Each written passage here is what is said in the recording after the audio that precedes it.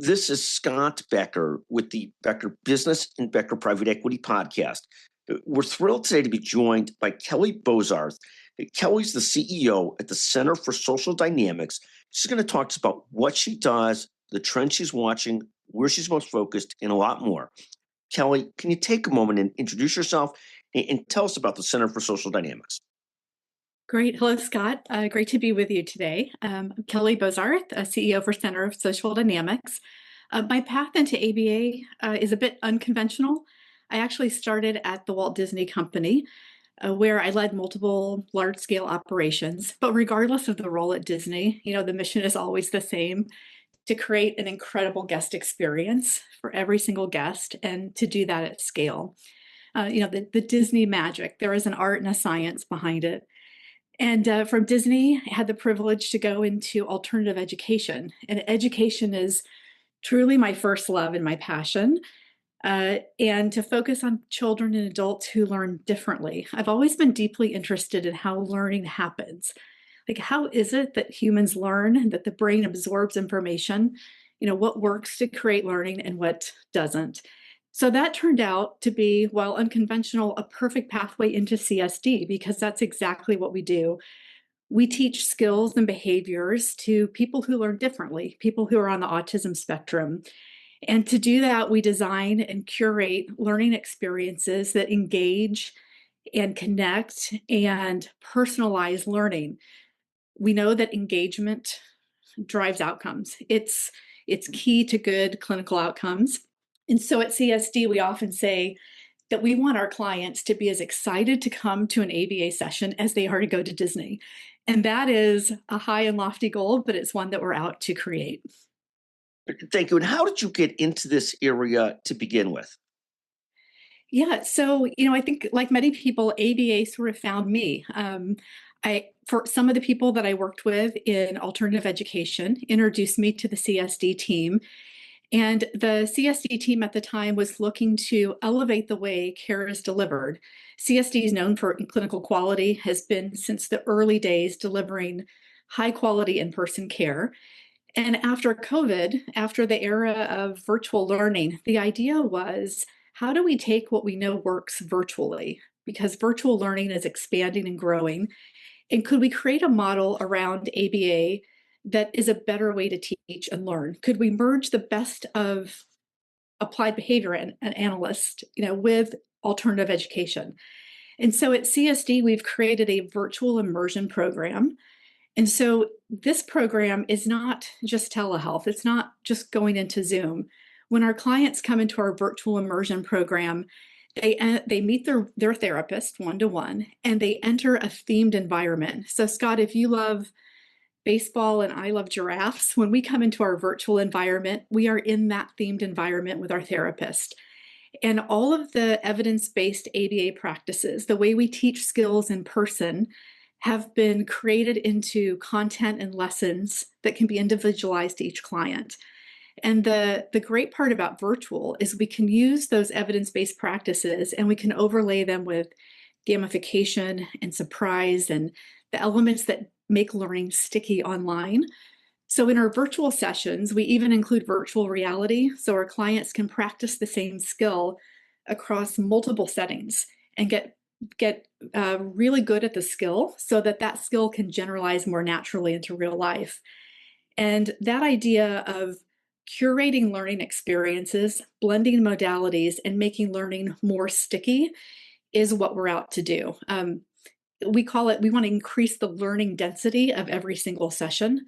And the result of doing that is our clients will be in treatment shorter periods of time. They'll make progress faster. And we already know that our clients rate their virtual sessions as highly engaging, and they look forward to session in bigger ways. So we're out to solve the big issues in the space, to make access available anywhere. Any zip code in the US can have access to our virtual program, and the learning can be high quality, the outcome can be better, and the cost can be lower. Thank you so much. And talk about, what are you most focused on and excited about this year, Kelly? Where are you most focused and excited this year?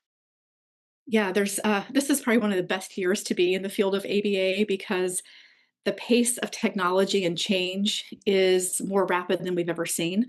The way learners are engaging with content is changing. Kids and adults are both learning to engage with different types of learning tools, different types of gamification. And we watch the trends outside of our space quite a bit, particularly alternative education trends. And we're seeing more ways that learning comes to the user.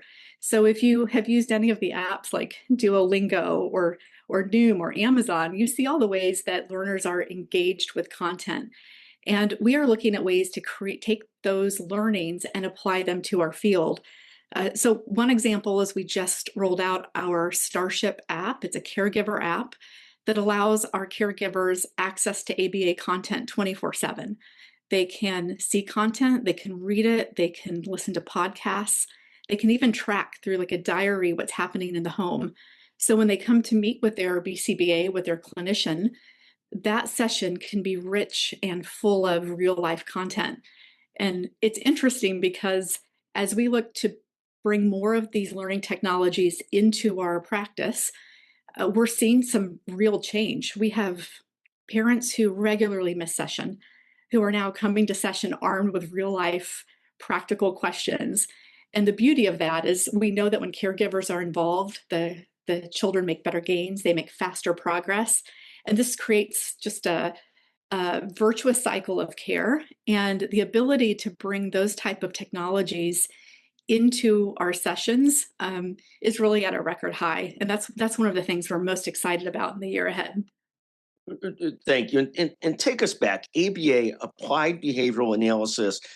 Just give us, to those of us that are not in this space, give us what that means. What does applied behavioral analysis mean? And what's the ideal student or person who uses or works with applied behavioral analysis? Yeah, it's an important question because the demand for ABA is clearly growing. It is the most effective first line. It's considered the gold standard of care for those who are diagnosed with autism.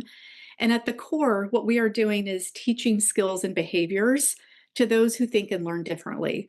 So in ABA, we break down the different components, the different steps of a skill or behavior. Like we might teach a child how to improve communication skills, how to make an introduction. And these across the autism spectrum, there really is not one type of a client. There are multiple types of clients across the spectrum. Some may have challenges with communication or with social skills or with living skills. There are some challenging behaviors that we're looking to shape and reduce the challenging behavior and replace with a safer behavior. And so our clinicians, who are just the rock stars of our team, have the ability and the training to break down each skill into discrete steps and then to engage the learner to practice and learn those steps so that the behaviors and the outcomes can improve.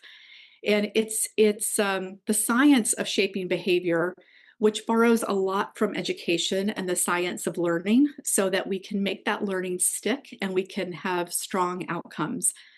And in the field of autism, like what I've learned, I'm relatively new to the space in the last 3.5 years, but I've had family members who have had all kinds of learning challenges, which drew me to the space. Because when a child is diagnosed with autism, it's a shock to the family ecosystem. It disrupts, it changes, it creates stressors in the home. It can introduce different types of relational stress and different types of stresses on well-being. So our role is to come alongside families and to provide a structured plan to help improve not only the child's well-being, but as a result, the ecosystem across the entire family. Thank you very, very much. And Kelly, you've had this remarkable career from starting off at Deloitte in audit to Disney World to being president of a culinary institute, one of the best known in the world, to being president of another education company, to now being CEO here. What advice would you give to emerging leaders trying to have impactful and great careers, Kelly? Yeah, I've been fortunate to learn from some of the very best. And as I look across my career, I've learned a few things that have really stuck with me and that I now view as non-negotiables. And one is that culture, it is the number one role of the leader to create culture.